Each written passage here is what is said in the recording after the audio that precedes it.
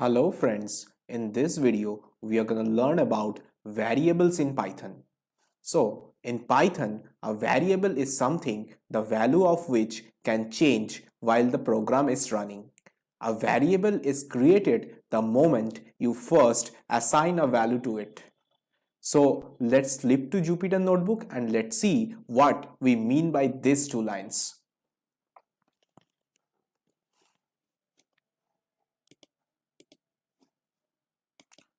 So let's take a variable x and let's assign a value 2 to this variable. In the next statement, we will print the value of this variable x. Now in the third line, we change the value of the variable x to 5.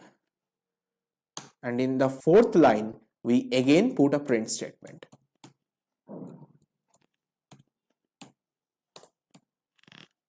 Now if we run the cell, you can see we get two different values of x. So why do we get two different values? The first value is printed due to the second line, the print statement in the second line, and the second value is printed due to the print statement in the fourth line. So as initially the value of x was assigned to 2, that's why the print statement in the second line printed 2, whereas the value of x was changed to 5 in the third line, that's why the print statement in the fourth line printed 5. So it's simple and straightforward, right? So that's what variables are. They can change, or more specifically, their value can change while the program is running. So it is absolutely not necessary that a value of a variable will remain unchanged throughout the program. Rather, variables are meant for the purpose that their value will change while the program is running. So now that we have got the preliminary idea of variables, let's again flip back to the slide. Okay, let me discuss the other point as well. A variable is created the moment you first assign a value to it. So let me try to do one thing. Let me try to create a variable y, but this time I'll try not to assign a value to it. Rather, I'll try to assign the value in the next line, like this, y equal to 10. So let's see if this works or not.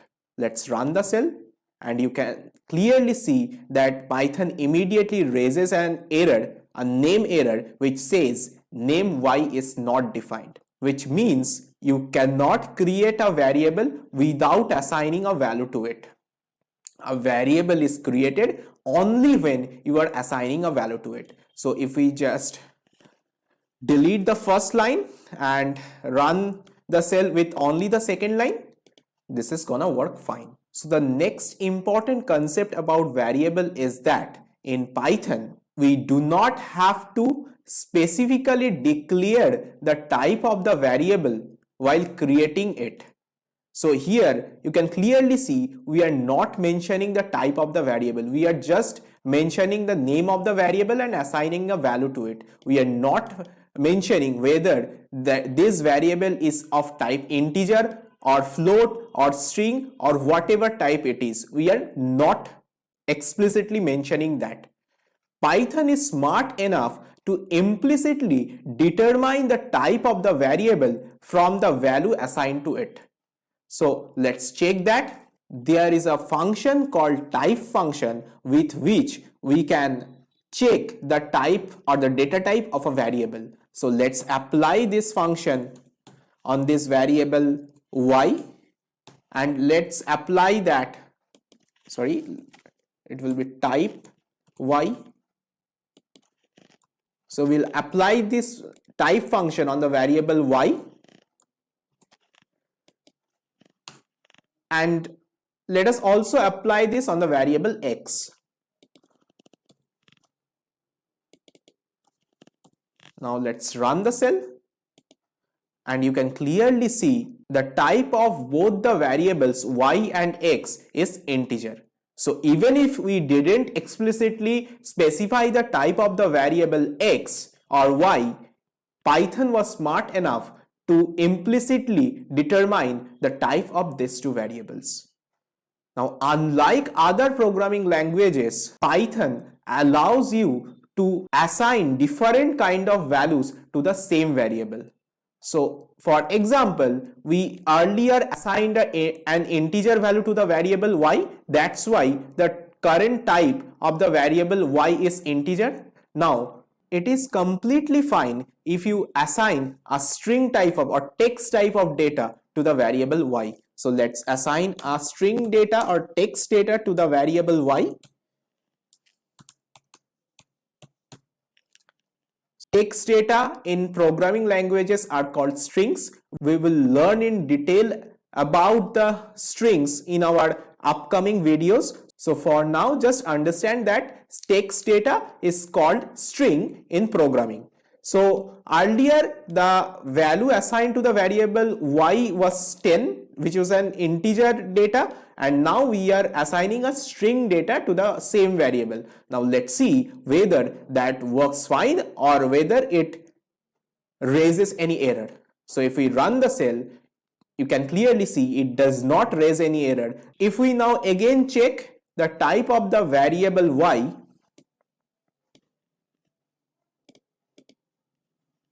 and run the cell, you can clearly see that the type of the variable y has changed from integer to string. So the current type of the variable y is string. So we have clearly understood the first 2 points related to Python variables. Now let's see what are the rules for creating variable names. You cannot give anything as a variable name. There are some particular rules which you have to abide by while creating a variable name. So these are the rules. A variable name must start with a letter or the underscore character.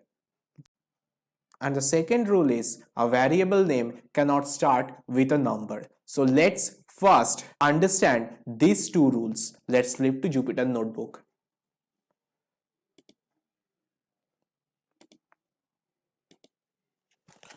So the first rule is that a variable names must start either with a letter or the underscore character. So let's take a variable var1 underscore. Fine. So and assign a value whatever 20. Let's assign a value 25 to it. So if we run the cell, this is a valid variable name because this starts with a letter. Now instead of putting this underscore character at the end, we can also bring it right at the beginning. So we can also give the variable name like this, underscore var1 equal to 25. And if we run the cell, it again is a valid variable name. So the first rule is verified that the variable name should either start with a letter or an underscore character. Now the second rule was a variable name cannot start with a number. Now instead of putting the underscore at the beginning, let's put the digit 1 at the beginning. So let's give the variable name like this, 1 underscore var equal to 25. Now if we run the cell, you can clearly see invalid token. So Python immediately raises a syntax error. So a variable name cannot start with a number. So the third rule is a variable name can only contain alphanumeric characters and underscores. So alphanumeric character means capital A to capital Z, small a to small z, and the digits 0 to 9. So these are the only characters that a variable name should contain. So let's again flip back to Jupyter Notebook and let's create a variable which will contain letters as well as digits as well as underscore, and along with all these characters, let's also add a special character like star, and then let's assign whatever value. Let's assign a value 10 to it. Now if we try to run the cell, it will again give you a syntax error. Why? Because Python does not allow a variable name to have a special character like asterisk. So instead of asterisk, if we use any other special characters like dollar, at the rate, etc., for all these special characters, Python will raise errors. Now, what is the next rule? The next rule is variable names are case sensitive. That is age, and age. That is small age, capital A, small g, and capital A, capital G, capital E. All these are three different variable names. So let's verify that as well. Now let's take three different variables. One variable is small var equal to 20, then caps V small ar equal to 30, and caps V, caps A, caps R equal to 40. Now let's print all of these three variables. Let's first print small var, then let's print caps B small a small r, and then the third variable in which all the letters are caps. So let's run this cell, and you can clearly see that we get three different values. If all these variables were the same, then we would have got the same value for all of them. But as these three variables all are different from each other, that's why we get three different values for them. So from this, it is verified that variable names are definitely case sensitive. Now, what was the next point? The next point was Python has some reserved keywords. You cannot use keywords as variable names. So let's see what we mean by this. Python has some reserved keywords like for, in, not in, is, while. So all these are reserved keywords in Python. You cannot use these keywords as variable names. So at this point, you may not be aware of the complete list of reserved keywords existing in Python, but don't worry about that. I will share with you the entire list of reserved keywords which you should refrain from using as variable names. So let's try to use a reserved keyword like for as a variable name, and let's try to assign a value to it. And if we run the cell, you can clearly see that Python raises a syntax error. And if you use any other reserved keyword like in, is,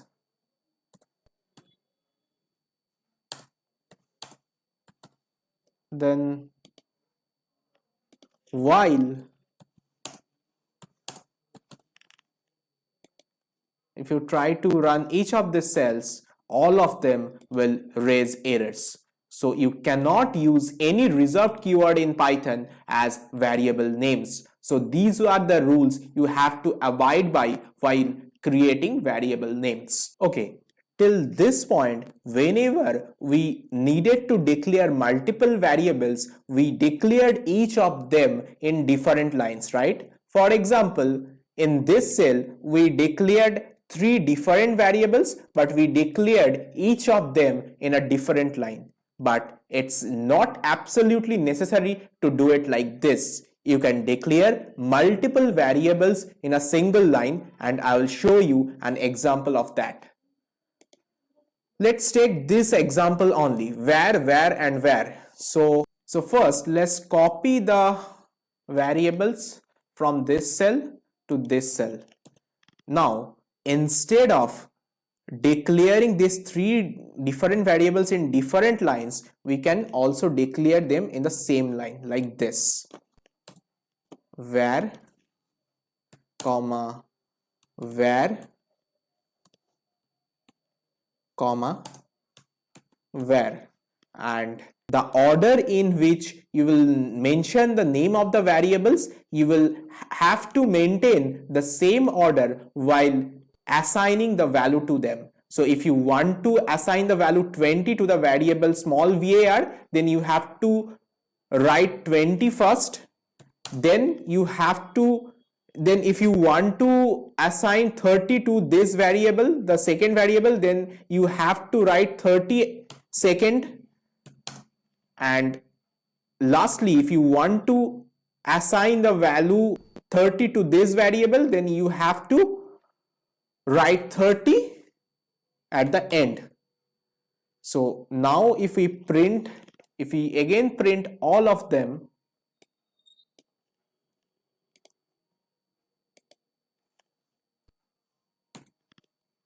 and run the cell, you can clearly see that we get the result as expected. So the only thing to keep in mind here is that the order in which you will mention the name of the variables, you will have to mention the values you are assigning to them in the same order. Now there will also be cases when you will be required to assign the same value to multiple variables. Now you can, one way of doing that is like this.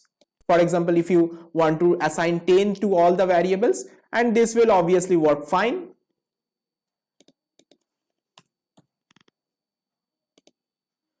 But there is even a more efficient way to do this, and that is by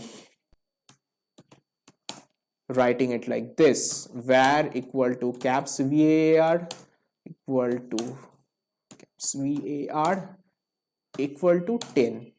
So this means you are assigning the value 10 to all the three variables. Now if we again print these three variables,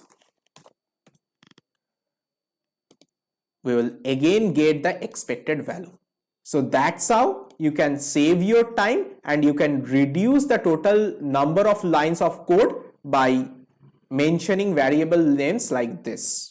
So before wrapping up with this video, let me discuss another very important concept. There is a function called id in Python with which we can determine the memory address of a particular variable. So the value that we assign to a variable gets stored in a particular memory location, right? So the id function gives us this memory location to which a particular variable points.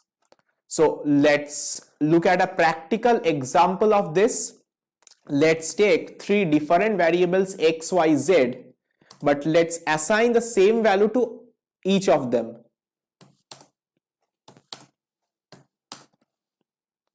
Let's assign the value 20 to each of them. Now with the id function, we can print the memory address of each of these variables like this: id x. Similarly, we will print id y and id z.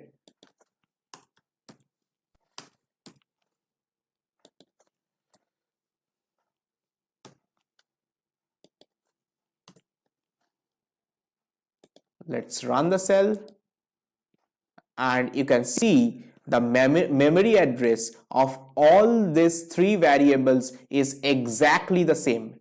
Don't focus on the exact value of the memory address.